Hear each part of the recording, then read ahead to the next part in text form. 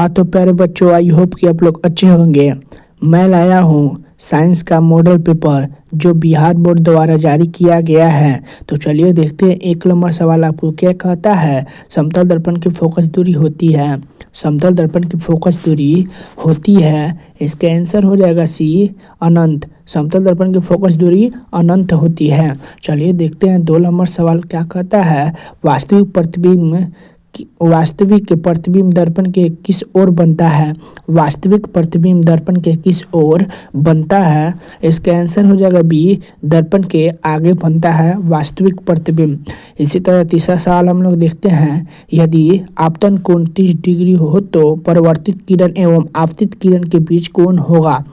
यदि आपतन कोण 30 हो तो परावर्तित किरण एवं आपतित किरण के बीच के कोण होगा। इसका आंसर हो जाएगा डी।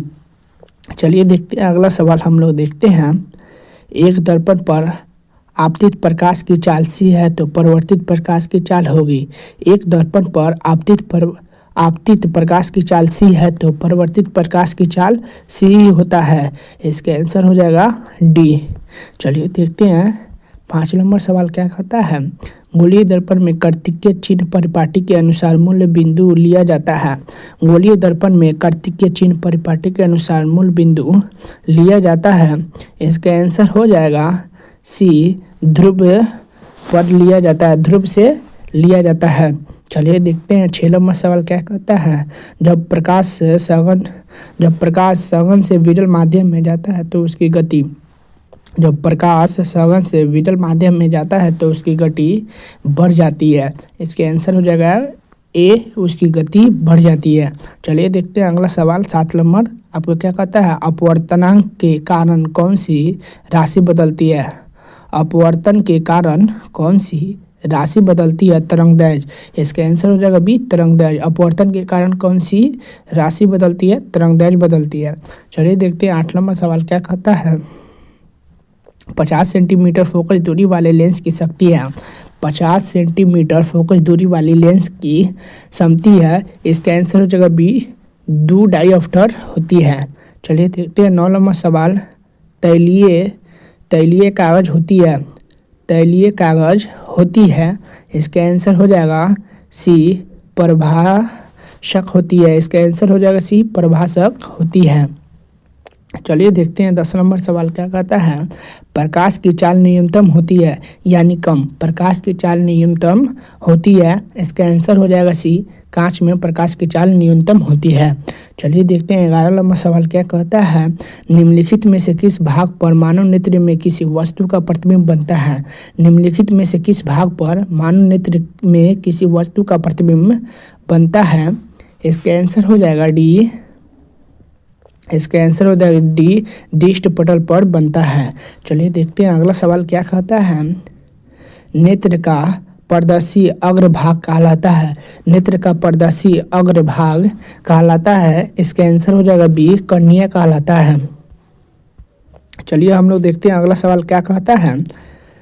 बाइफोकल लेंस द्वारा कौन सा दोष सुधारा जाता है। बाइफोकल लेंस द्वारा कौन सा दोष सुधारा जाता है। इसका आंसर हो जाएगा सी, ज़्यादा दृष्टि दोष सुधारा जाता है। चलिए देखते हैं। अगला सवाल आपको क्या कहता है।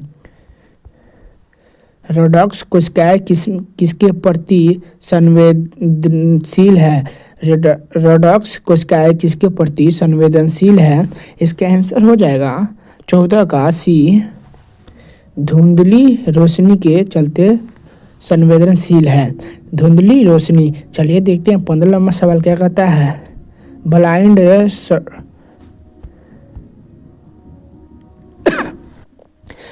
स्पॉट में नहीं होता है।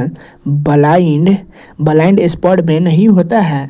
इसका आंसर हो जाएगा बी, रेडॉक्स और कोन्सन नहीं होता है। इसका आंसर हो जाएगा रेडॉक्स और कोन्सन नहीं होता है। इसी तरह हम लोग 16 नंबर सवाल देखते हैं। विद्युत फ्यूज विद्युत धारा के किस प्रभाव पर कार्य करता है। विद्युत फ्यूज विद्युत धारा के किस प्रभाव पर कार्य करता है। इसका आंसर हो जाएगा बी, ऊष्मीय प्रभाव पर कार्य करता है। चलिए देखते हैं। 17 नंबर सवाल क्या कहता है। किस उपकरण में धन और ऋण का चिन्ह नहीं होता है। किस उपकरण में धन और ऋण का चिन्ह नहीं होता है। इसका आंसर हो जाएगा सी, इसी तरह हम लोग 18 नंबर सवाल देखते हैं। निम्नलिखित में से कौन सा मात्रक वाट डब्ल्यू के बराबर होता है? निम्नलिखित में से कौन सा मात्रक वाट के बराबर होता है? इसका आंसर हो जाएगा 18 का ए जे बटा एस। चलिए देखते हैं डब्ल्यू बराबर जे बटा एस होता है। चलिए देखते हैं 19 नंबर सवाल क्या कहता है। विद्युत हीटर के तार की कुंडली बनती है। विद्युत हीटर के तार की कुंडली बनती है। 19 के आंसर हो जाएगा डी नाइक्रोम बनती है। इसका आंसर हो जाएगा डी। चलिए देखते हैं 20 नंबर सवाल क्या कहता है। कार्य करने की क्षमता को कहते हैं। कार्य करने की क्षमता को कहते हैं। क्षमता को कार्य करने की क्षमता को कहते हैं ऊर्जा। ऊर्जा कहते हैं। इसका आंसर हो जाएगा सी। ऊर्जा कहते हैं कार्य करने की क्षमता को। 21 नंबर सवाल क्या कहता है। विद्युत धारा के चुंबकीय प्रभाव की खोज किसने की? विद्युत धारा के चुंबकीय प्रभाव की खोज किसने की थी? इसका आंसर हो जाएगा ए अर्जेक्टन साहब ने किए थे। इसके आंसर हो जाएगा ए ऑस्ट्रेड साहब ने किए थे। विद्युत धारा के चुंबकीय प्रभाव की खोज ऑस्ट्रेड साहब ने किए थे। ऑस्ट्रेड। चलिए देखते हैं 22 नंबर सवाल क्या कहता है। चुंबकीय बल रेखा की प्राकृतिक होती है। चुंबकीय बल रेखा की प्राकृतिक होती है। इसका आंसर हो जाएगा 22 का ए काल्पनिक होती है। चलिए देखते हैं 23 नंबर सवाल क्या कहता है। विद्युत धारा उत्पन्न करने की शक्ति को कहते हैं। विद्युत धारा उत्पन्न करने की शक्ति को कहते हैं। इसका आंसर हो जाएगा ए जनित्र कहा जाता है विद्युत धारा उत्पन्न करने की शक्ति को। इसी तरह 24 नंबर सवाल देखते हैं। लघु पतन के समय परिपथ का प्रतिरोध है। लघु पतन के समय परिपथ का प्रतिरोध है। इसका आंसर हो जाएगा बी बहुत कम हो जाता है लघु पतन के समय परिपथ का। चलिए देखते हैं 25 नंबर सवाल क्या कहता है। नाभिकीय ऊर्जा प्राप्त करने हेतु आवश्यकता तत्व है। नाभिकीय ऊर्जा प्राप्त करने हेतु आवश्यक तत्व है। इसका आंसर हो जाएगा 25 का सी यूरेनियम है। इसके आंसर हो जाएगा 25 का सी यूरेनियम। चलिए देखते हैं 26 नंबर सवाल क्या कहता है। प्राकृतिक में पृथ्वी पर ऊर्जा का मुख्य स्रोत है। प्राकृतिक पर पृथ्वी का ऊर्जा का मुख्य स्रोत है सूरज। आपको एक बात बता देना चाहते हैं। ये जो पूछा है ना सवाल, फिजिक्स में 26 सवाल टोटल पूछा है फिजिक्स से। तो सबसे ज़्यादा प्रकाश चैप्टर और विद्युत धारा चैप्टर से पूछा है। आप लोग उसे ऑब्जेक्टिव लेना चाहते हैं तो इस क्लास में विद्युत धारा और प्रकाश का ऑब्जेक्टिव करवा देंगे। चलिए देखते हैं 27 नंबर सवाल क्या कहता है। निम्नलिखित में से किसका अर्थ जल होता है? निम्नलिखित में से किसका अर्थ जल होता है? इसका आंसर हो जाएगा 27 का डी हाइड्रो का अर्थ होता है। हाइड्रो का अर्थ होता है जल। चलिए देखते हैं 28 नंबर सवाल क्या कहता है। निम्नलिखित में से कौन सा युग में एकल विस्थापन अभिक्रिया प्रदर्शित करता है? निम्नलिखित में से कौन सा युग में एकल विस्थापन अभिक्रिया प्रदर्शित करता है?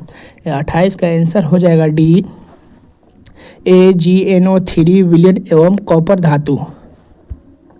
इसी तरह हम लोग 29 नंबर सवाल देखते हैं। साग सब्जियों का विघटित होकर कंपोस्ट बनना किस अभिक्रिया का उदाहरण है? साग सब्जियों का विघटित होकर कंपोस्ट बनना किस अभिक्रिया का उदाहरण है? इसका आंसर हो जाएगा 29 का बी ऊष्माक्षेपी अभिक्रिया का उदाहरण है। चलिए देखते हैं 30 नंबर सवाल क्या कहता है। निम्न में से कौन सा ऑक्सीकरण की अभिक्रिया नहीं है? निम्न में से कौन सा ऑक्सीकरण की क्रिया नहीं है? इसका आंसर हो जाएगा 30 का डी अवक्षेपण। ऑक्सीकरण का अभिक्रिया नहीं है अवक्षेपण। चलिए देखते हैं 31 नंबर सवाल। ग्लूकोज का रासायनिक सूत्र निम्नलिखित में से कौन है?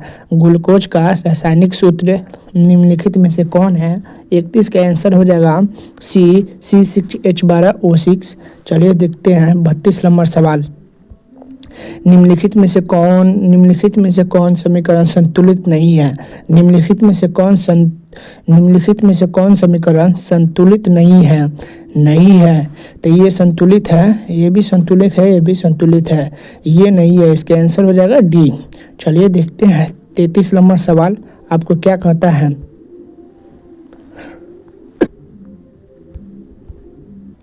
चलिए देखते हैं 33 नंबर सवाल आपको क्या कहता है। कोई विलियम लाल लिटमस पत्र को नीला कर देता है, उसका पीएच मान संभवतः क्या होगा।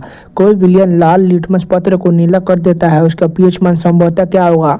इसका आंसर हो जाएगा बी 11 होता है। चलिए देखते हैं 34 नंबर सवाल, यह शतुपुष्प में क्या है, या शतुपुष्प में क्या है। इसका आंसर हो जाएगा सी ZnO। इसका आंसर हो जाएगा सी। चलिए देखते हैं 35 नंबर सवाल क्या कहता है, निम्नलिखित में से कौन गैस चूने के पानी को द्वितीय कर देता है।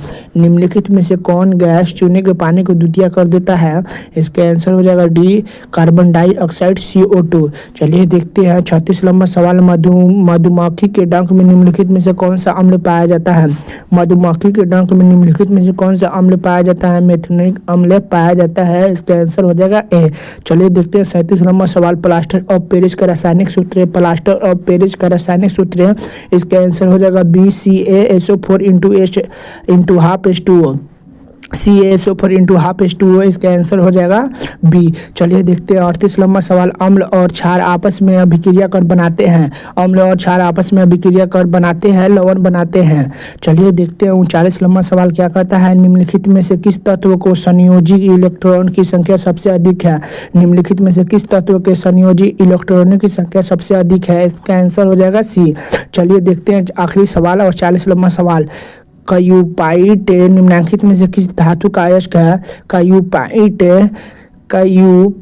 निम्नलिखित में से किस धातु का अयस्क है। 40 का आंसर हो जाएगा Cu का अयस्क है। अगर आप मेरे चैनल पर नए हैं तो मेरे चैनल को सब्सक्राइब करके बेल आइकन को ऑन करते। इसका दूसरा क्लास इसी चैनल पे होगा 41 से 80 तक ऑब्जेक्टिव।